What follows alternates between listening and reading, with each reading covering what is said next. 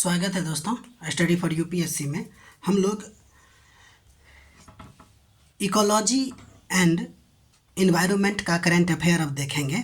इससे पहले हम लोगों ने प्लेसेज इन न्यूज़ पूरा कंप्लीट कर लिया है, साइंस एंड टेक पूरा कंप्लीट कर लिया है, अदर भी चीज़ भी चल रहा है। और अभी हम लोग इन्वायरमेंट इकोलॉजी में फरवरी तक कंप्लीट कर लिया था, अभी मार्च 2025 का देखेंगे, ठीक है। फिर धीरे धीरे ये भी कंप्लीट होगा। देखिए, तो इसमें पहला नंबर हम लोग देखेंगे बर हेडेड गूज के बारे में, ठीक है। तो ये देखिए कि यह एक पक्षी होता है जो मध्य एशिया का मूल निवासी है। इस बात को गौर कीजिएगा, भारत का नहीं है बल्कि मध्य एशिया का है, जो चीन, मंगोलिया और कजाकिस्तान देशों में प्रजनन करता है। लेकिन होता ये है कि सर्दियों के दौरान भारत, पाकिस्तान, नेपाल और बांग्लादेश में ये प्रवास करता है। तो ये भारत में प्रवास करता है लेकिन मूल नहीं है, मूल आपको मध्य एशिया का है, इस बात को ध्यान रखिएगा। इस पक्षी की विशेषता एक ये है कि यह ना हिमालय पर्वत के ऊपर से उड़ सकता है, यानी कि इतना ऊंचा।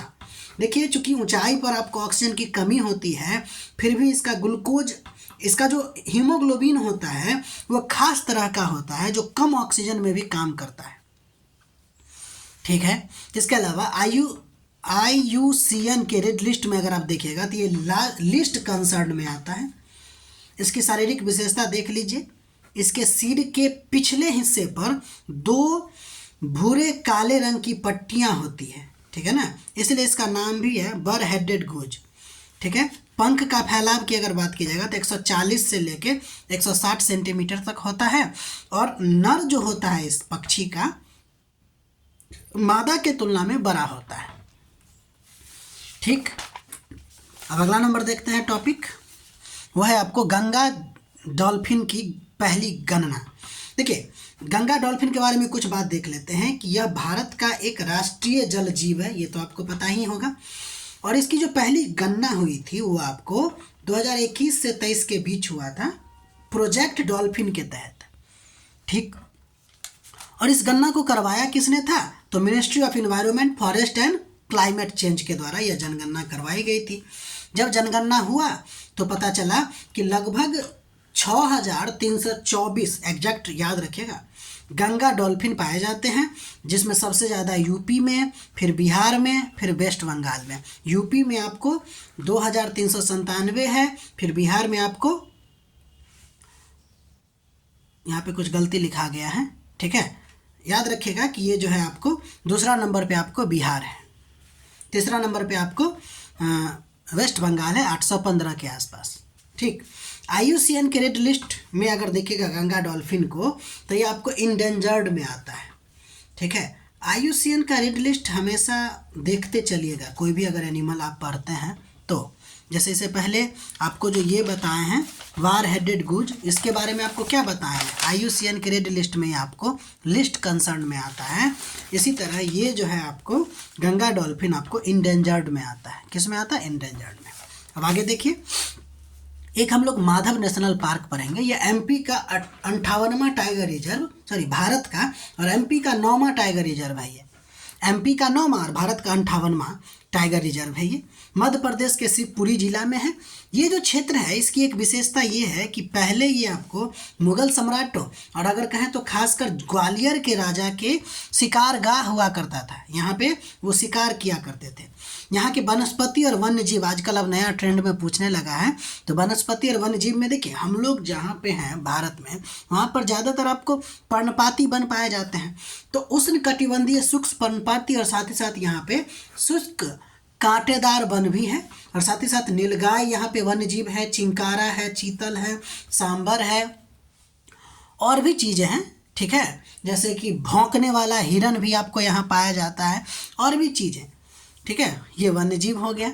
यहाँ पे एक विशेषता इसकी ये है कि यहाँ पे सांख्य सागर और माधव सागर जैसे 2 झील भी आपको पाया जाता है, इस बात को भूलिएगा नहीं। तो माधव नेशनल पार्क 58वां राष्ट्रीय 58वां टाइगर रिजर्व और MP का 9वां। अगला नंबर टॉपिक, चौथा नंबर है, जिसको हम लोग देखेंगे कंपेंसेटरी एफॉरेस्टेशन फंड, जिसको CAF कहते हैं, यानी कि प्रतिपूरक वनीकरण निधि।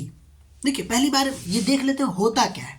तो यह एक प्रकार का व्यवस्था है जिसके अंतर्गत अगर कोई भी विकास काम हो रहा है, जैसे कि सड़क बन रहा है, बांध बन रहा है, खनन हो रही है, तो जंगल नष्ट होगा, तो उसकी भरपाई के लिए हमको नया पेड़ लगाना होगा, ठीक है ना। अब उसके नया पेड़ जो लगाएंगे उसके लिए जो पैसा एकत्रित किया जाएगा वो इस फंड में किया जाता है, ठीक है ना। तो इसके लिए जो पैसा जमा किया जाता है वो किसके अंतर्गत आता है, CAF के अंतर्गत आता है, ठीक।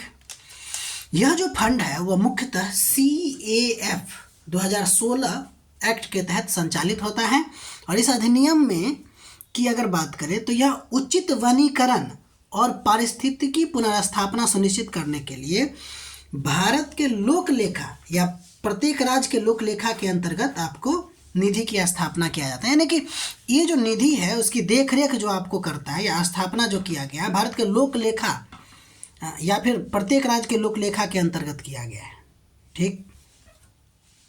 अब इसको मैनेज कौन करता है, इस फंड को मैनेज कौन करता है, तो राष्ट्रीय स्तर पे आपको करता है national compensatory afforestation fund management and planning authority, जबकि राज्य स्तर पे करता है स्टेट कैंपा, CAMPA, ये भी इम्पोर्टेंट है कैंपा, ठीक है। और फंड जितना जमा होगा उसका वितरण कैसे किया जाएगा, तो 90% राज्य के हाथ में जाएगा और 10% आपको केंद्र के हाथ में जाएगा।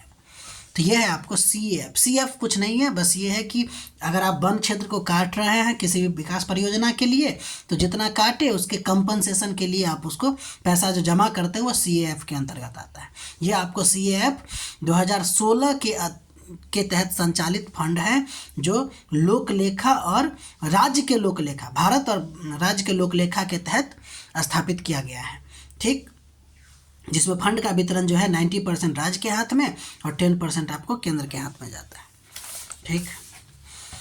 एक केस है जिसका नाम है TN गोदावरन थिरुमुलपद बनाम भारत संघ में सुप्रीम कोर्ट यह निर्देश दिया था कि जो उपयोगकर्ता एजेंसी है ना से जो प्राप्त धन होंगे उसको एक समर्पित निधि में क्या किया जाएगा, जमा किया जाएगा। तो वो जो निधि बना वो CAF है। तो क्वेश्चन यहाँ से भी बन सकता है कि CAF की जो स्थापना वो SC यानी सुप्रीम कोर्ट के निर्देश से बना था।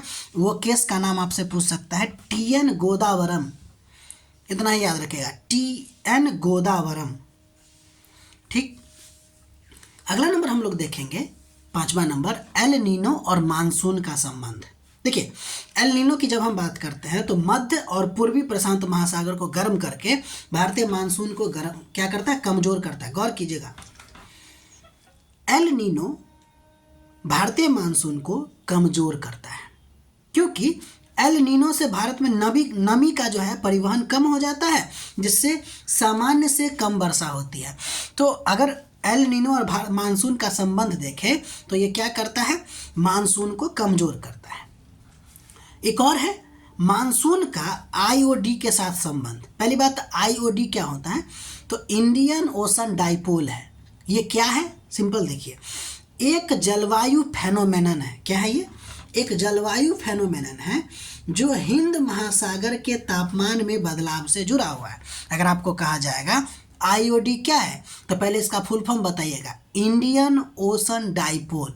तो पूछेगा तो ये फुल फॉर्म हो गया, ये है क्या, तो कहेंगे एक जलवायु फेनोमेनन है जिसमें हिंद महासागर के तापमान में कैसे बदलाव हो रहा है उसको देख के अंतर निकाला जाता है जिसको IDO कहते हैं, ठीक। और ये मानसून को भी प्रभावित करता है। देखिए कैसे, देखिए तो IOD में क्या करते हैं, हिंद महासागर के दोनों हिस्से का तापमान देखते हैं, यानी कि पश्चिम और पूर्व दोनों हिस्से का तापमान देखते हैं। जैसे पश्चिमी भाग और पूर्वी भाग को देखते हैं तापमान कितना है और फिर उसके बीच का अंतर निकाल देते हैं, उसी को IOD इंडियन ओशन डाइपोल कहते हैं। उम्मीद है IOD बहुत सिंपल भाषा में समझ गए होंगे। IOD क्या है, हिंद महासागर के दोनों हिस्से के तापमान का कंपैरिजन करके अंतर निकालिए, IOD मिल जाएगा। अब देखिए IOD दो प्रकार का होता है, एक पॉजिटिव और एक निगेटिव। तो पूछेगा कि सकारात्मक IOD का क्या प्रभाव पड़ता है मानसून पे, तो देखिए पहली बात तो ये देख लीजिए, पॉजिटिव IOD का क्या मतलब, पश्चिम भाग यानी अफ्रीका के पास वाला पार्ट गर्म है और पूर्वी भाग ठंडा। भारत में अच्छी वर्षा होगी, यानी कि पॉजिटिव अगर आईओडी है, सकारात्मक आईओडी है, तो भारत में वर्षा अच्छा होगा, सूखा कम होगा। अगर निगेटिव होगा तो पश्चिम भाग यानी कि अफ्रीका के पास वाला क्षेत्र जो है वो गर्म हो जाएगा, और पूर्वी भाग मतलब अफ्रीका के पास वाला भाग जो है ठंडा हो जाएगा, और पूर्वी भाग जो इंडोनेशिया के वाला पार्ट है वो आपको गर्म हो जाएगा, जिससे भारत में वर्षा कम होगी और सूखे की संभावना होगी। तो यह है आपको भारत के मानसून और उससे संबंध एल नीनो का और आईओडी का। ठीक, तो ये आज के लिए इतना ही। बाकी अगर आपको हमारा प्रयास अच्छा लग रहा है तो लाइक कीजिए, सब्सक्राइब कीजिए और अपना पढ़ाई करते रहिए। मिलते हैं अगले वीडियो में।